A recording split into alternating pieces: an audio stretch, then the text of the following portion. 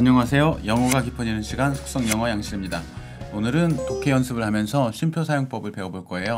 이런 설명 드릴 때마다 조금 이상하긴 해요. 우리는 한국어를 사용할 때 우리 쉼표 사용법을 정확히 지켜서 한국어를 쓰지 않죠. 좀 우리가 거기에 소홀한데요. 그러면서 영어 쉼표 사용법까지 정확히 알아야 되느냐? 양쪽 다 정확히 사용하면 좋죠. 어떤 경우에는 쉼표 이 규칙을 지켜도 되고 안 지킨다, 그러니까 반드시 지켜야 된다는 건 아니에요. 안 지켜도 이해하는 데는 큰 어려움이 없어요. 오해가 없는데, 이런 규칙을 지키시면 여러분이 쓴 글을 읽었을 때, 그러니까 좀 글을 읽을 줄 아는 분이 읽었을 때, 이 사람은 논리적인 사고를 하는구나. 그러니까 영어 사용자 입장에서 그렇죠. 이제 그들의 논리에 기준에서 봤을 때 이 사람이 논리적으로 글을 쓰는구나 라는 느낌을 줘요. 무슨 말인지 한번 보면서 설명드리죠. 이거는 얼마 전에 뉴욕타임즈에서 제가 읽은 글인데 수업 시간에도 다뤘고요. 그 실험실에서 만드는 고기 있죠. 대체육이라고 하는데 그 대체육 소개하는 글이에요. 거기서 현재 행해지고 있는 축산업의 문제점을 앞부분에서 지적합니다. 자, 그 부분인데 한번 보시죠. The more meat we eat, the more animals we need to raise. 우리가 육류를 더 많이 소비할수록 the more animals we need to raise. 더 많은 동물을 우리가 키워야 합니다. 자, 이런 거는 여러분 제가 이번 주말에 파티에 5명분의 음식을 마련해야 돼. 7명분의 음식을 마련해야 돼. 그러면 나는 고기가 이만큼이 필요해 라든지 장을 이만큼 봐야 돼 라는 게 있죠. 그거는 객관적인 필요예요. 의무의 느낌이 아니에요. 이렇게 해야지. 이렇게 하는 게 맞아. 그렇게 해야 옳다. 그런 아이디어가 아니고 5명분의 식사를 마련하려니 이만큼은 있어야 하는 거예요. 그냥 객관적인 필요예요.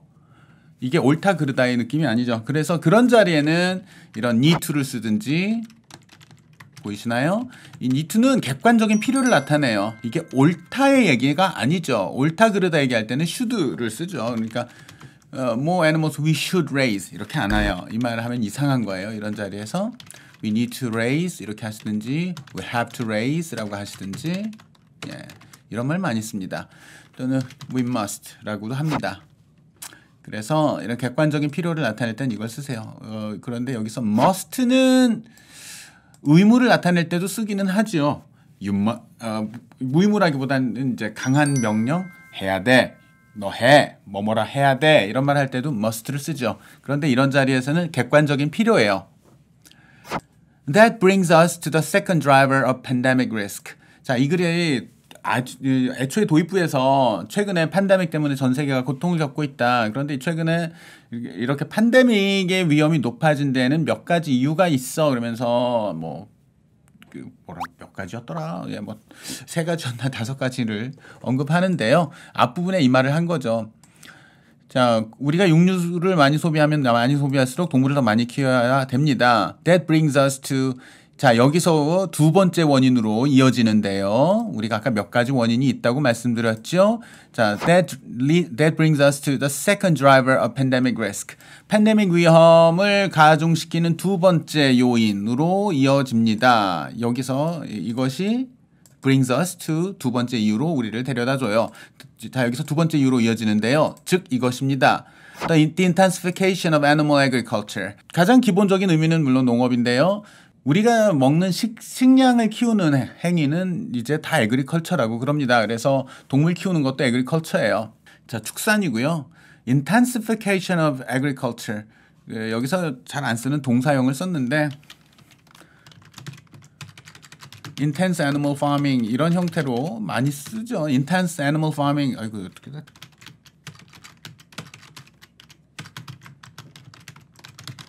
그러면 집중적으로 대량의 고기를 많은 동물을 좁은 곳에서 집중적으로 사육하는 게 intense animal farming이죠. 동물들에게는 스트레스가 많고 좀 비인간적인 잔인한 환경이 되죠.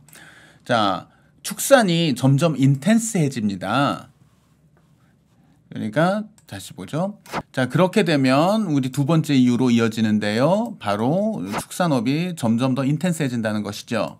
There are still farmers who raise animals as our ancestors did. 자, 지금도 우리 전통적인 농업 방식, 우리 조상들이 했던 것처럼 동물을 키우는 농가들이 있습니다. 자, 그런 농가가 많을까요? 적을까요? There are still farmers who do something. 이렇게 말을 했으니까 그렇게 많은 것 같진 않아요. 적은데요. 우리 조상들처럼 키우는 파머들이 있어요. 우리말로 옮긴다면 전통적인 축산 방식을 고수하는 사람들이 있습니다. 자, 여기서 쉼표를 하고 with respect both for their lives and for the land. 자, 이게 지금 오늘 우리가 좀 주의 깊게 볼 문장이에요. 여전히 우리 조상들이 했던 것처럼 동물을 키우는 농가들이 있어요. 여기서 there는 동물들이죠. 여러분 영어 속에서 there나 it 혹은 its 이런 소유격을 보시면 그게 뭘 받는지 자꾸 확인하세요. 자, ancestors가 아니라 동물들이죠.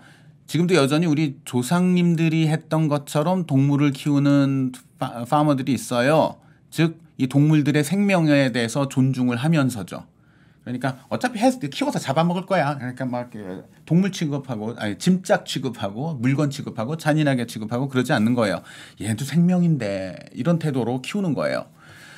그래서 이 동물들의 생명에 대해서 존중을 하면서 또 땅에 대해서 존중을 하면서 the land는 그냥 일반적으로 땅은 land죠. 관사가 없죠.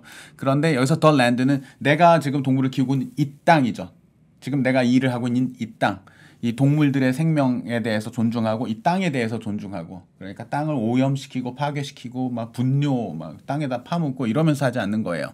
여기서 이 쉼표를 썼어요. 이 쉼표를 그러니까 이제 이런 데서 어떻게 문장 이렇게 번역들을 많이 하시냐면 쉼표가 있건 없건 그냥 보통 우리는 앞에부터 번역을 하니까 번역하죠. 조상들이 했던 것과 같은 방식으로 동물을 키우는 농가들이 여전히 있습니다.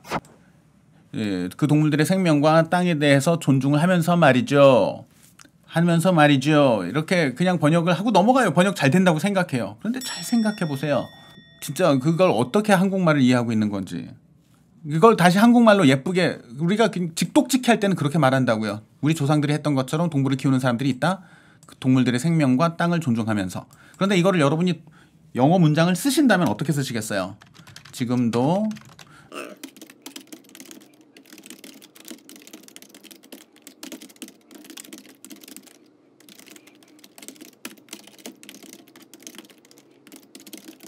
이런 식으로 아마 깔끔하게 번역을 하실 것 같아요. 그런데 이게 한국어에서는 별 문제가 없습니다. 그런데 이거 언뜻 어떻게 생각하시냐면 동물의 생명과 땅을 존중하며 조상들이 했던 대로 이게 하나의 의미 덩어리로 그냥 생각을 해보시는데 그러면 이게 쉼표가 없거든요. 우리 조상들이 했던 대로 동물과 땅을 존중하면서. 그런데 영어에서는 이거를 이렇게 한 덩어리로 그냥 말해버리면 어떤 느낌이 있냐면 조상들이 했던 방식대로 해. 근데 어떻게 하냐면 동물을 존중하고 땅을 존중하면서. 그럼 어떤 사람은 이럴 수가 있는 거예요. 조상들의 방식대로 하는데 이러면서잖아요. 그래? 이 사람은 보니까 조상들이 했던 방식대로 하는데 동물들 학대하면서 하던데.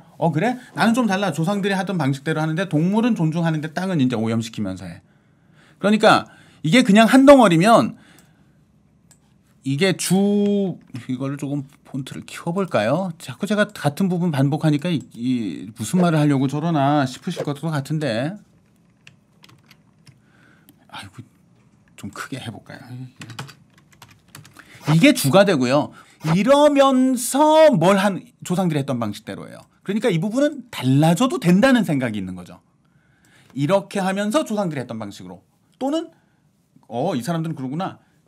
다른 사람들은 저렇게 하면서 조상들이 했던 방식대로 또 저렇게 하면서 조상들이 했던 방식으로 여러 가지가 가능한 것 같아요. 그러면 그래서 그 중에 하나인 거죠. 무슨 말이냐면 저 친구는 클래식 음악을 틀어놓고서는 일을 해. 이 친구는 락 음악을 틀어놓고 일을 해. 저 사람은 국악을 틀어놓고 일을 해. 저 사람은 재즈를 틀어놓고 일을 해. 하는 것처럼 일을 하는데 여러 가지 방식 있잖아요. 이러면서 뭐 한다, 이러면서 뭐 한다. 이것도 이러면서 조상들이 했던 방식으로 같아요. 그런데 이 글은 그런 의미가 아니에요. 이 사람은 이렇게 나눴어요. 그러면 이제 의미가 나뉩니다. 우리 조상들이 했던 방식대로 키우는 사람들이 있어. 무슨 말이냐? 즉 이렇게 나뉘면 우리 조상들이 했던 방식대로 해. 즉 어떻게 하냐면 이걸 존중하면서 말이야. 동물들의 생명을 존중하고 땅을 존중하는 게 바로 이것의 의미인 거죠. 그러니까 이게 동격과 같은 의미예요. 우리 조상들이 했던 방식대로. 즉 이렇게. 그래서 동물을 키우는데 어떻게 키우냐면 그러니까 farmers인데 who raise animals as our ancestors did. 즉 who raise animals with respect for both their 여기에도 바로 걸리는 거란 말이에요. 이게 who raise animals with respect both for their lives and for the land. 말 되죠? 무슨 말이냐?